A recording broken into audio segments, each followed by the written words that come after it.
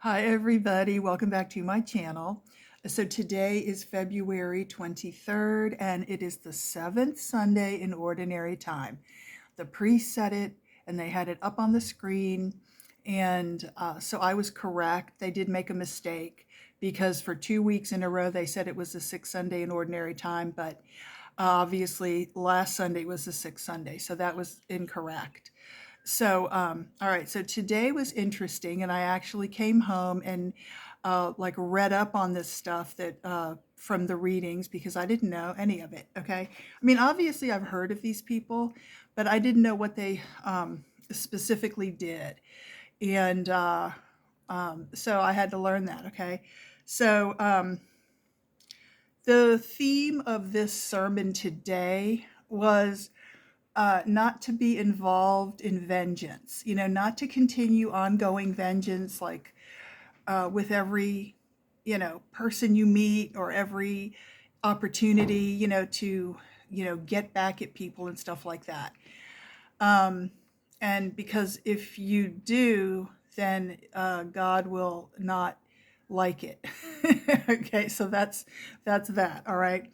All right. So the first reading today comes from the first book of Samuel, and so this story was the first. It's Samuel, the first book of Samuel, 26, I guess, chapter 23. Okay, and so this is what this reading was about. Today, though the Lord delivered you into my grasp, I would not harm the Lord's anointed. Okay, so I had to look all this up. Okay. All right. So when the Israelites were rescued from the Egyptians, they were just in tribes. Okay. So one of the people that was, I guess, a leader of the tribe was Samuel. And he was born from this woman named Hannah who begged God for a child. And so she got a child, and the child was Samuel. And then he became a prophet. Okay. So in this particular story, okay, so what happened was Samuel was asked, he was sort of like a leader. Okay. So then he was asked by the people to appoint a king because the reason they wanted a king was because all the countries around them all had kings and they wanted a king, right? So they didn't have a king, they were just like tribes.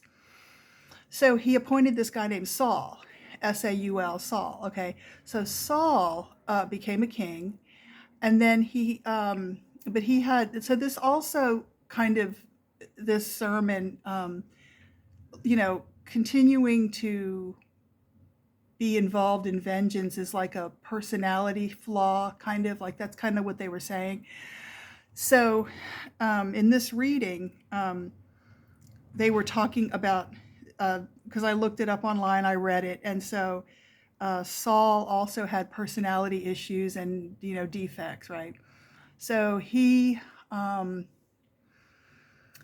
was jealous of David, who was one of his like soldiers or lieutenants or generals or something. He was like one of his like high soldiers, and he was jealous. David was the one who was a shepherd, and he slew Goliath. I'm not sure who Goliath was. I've heard this over and over again, but I don't know if he was a king or who he was. But he is the one who killed him, and he was like had a good personality at first. Okay, so he killed Goliath, and then he became like Saul's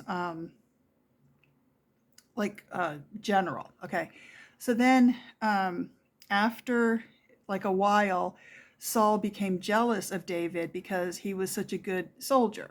So David ran away up into the mountains, and then Saul and his men came looking for him. And so David went, and when they were all asleep, because the Lord put them to sleep, right? They put them under.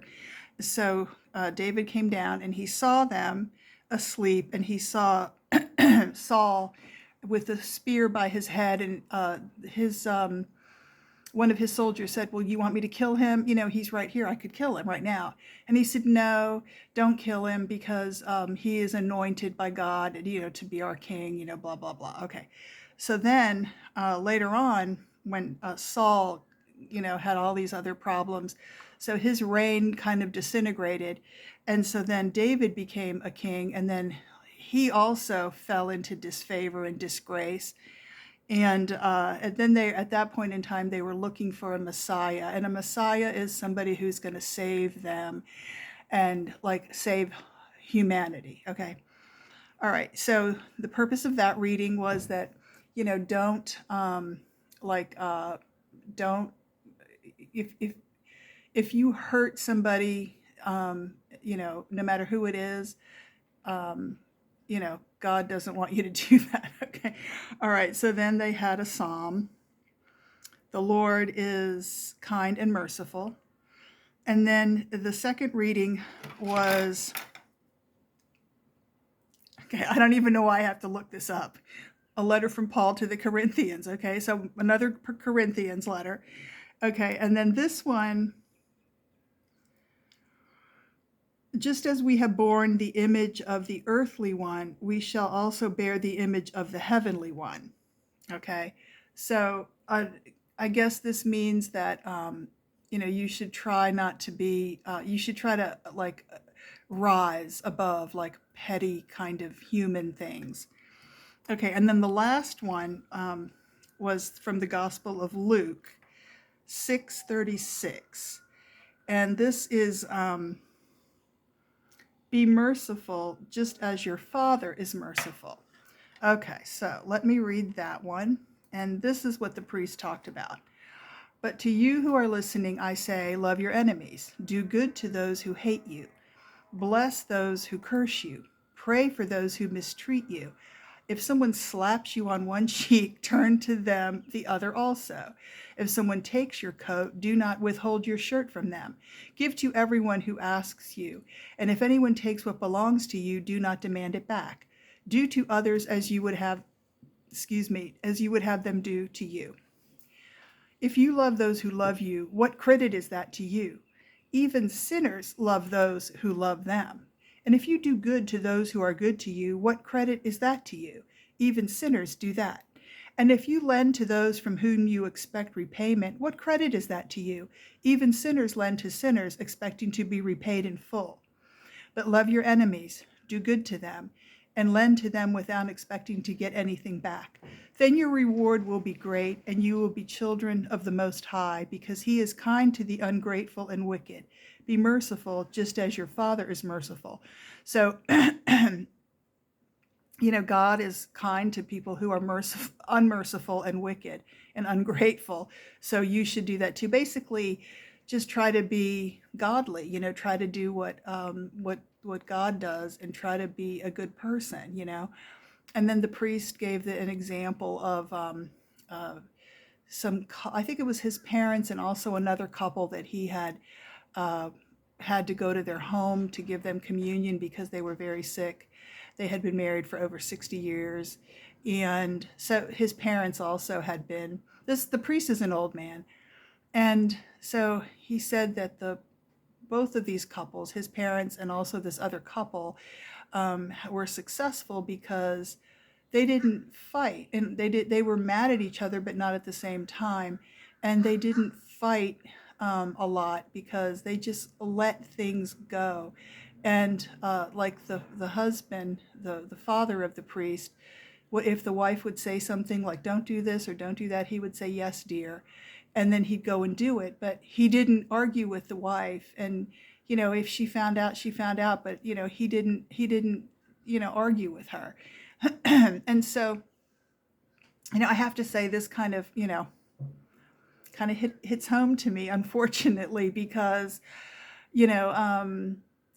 sometimes it's hard to let things go, and you have to, I think I'm going to be thinking about this for quite a while because, you have to, I think that when people do something wrong, they have to be punished in some way. But is it good to live your life like continuously, getting revenge. And they're saying, no, don't do that because it's not good for you. I think you have to let stuff go, and you have to let it go because, well, they're saying here, God wants you to do it, right? Jesus wants you to do it, but also, it's good for you. It it's going to make you unhappy. And then it goes back to this, what I was reading about Samuel. So the reason the Israelites kept failing, like every, constantly, is because they didn't have a code of conduct. They had people were just like deteriorating with their behavior, and then a new king would show up, and they would do the same thing. And so they had to have a better code, and they were looking for like a Messiah to save them.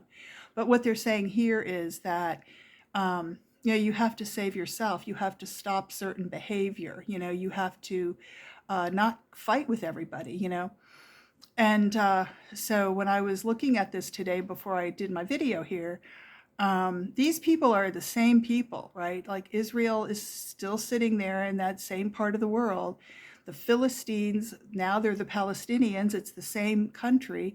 Egypt is right there. So they're all the same people, right? There's the same people, just different religions, okay? But everybody is the same, and they're in the same place. And so, make of that what you will, right? So anyway, today was very interesting. I came back and did my own Bible study. I learned a lot here. And so it helps me when I learn something to like reiterate it to anybody who might be watching and also want to learn. Because really what this is, honestly, it's ancient history, But I got some questions. There's some things that I'm curious about, so I will talk to you in my next video. Bye, guys.